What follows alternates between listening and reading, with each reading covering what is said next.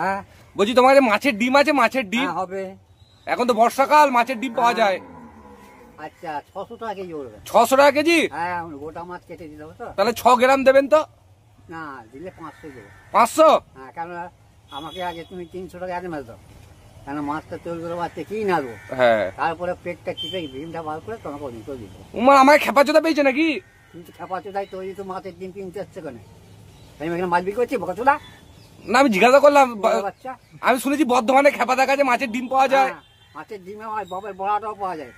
ও হ্যাঁ ওইটা আবার কি? ওইটা পুঁটি মাছেরও ডিম পাওয়া যায়। আর ওই তোমার ইয়েটা কত কেজি? বাবার ইয়েটা কোনটা? ওইটা কত কেজি?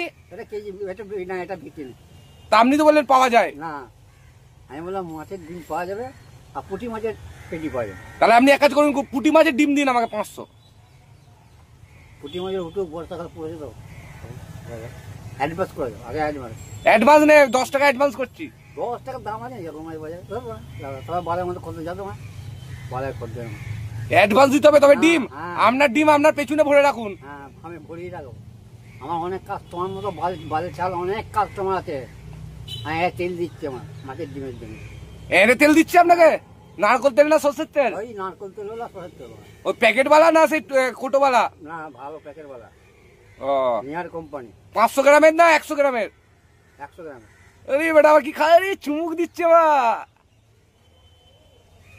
আরে বেটা আমি যে আছি আজকে খেপাচুদা।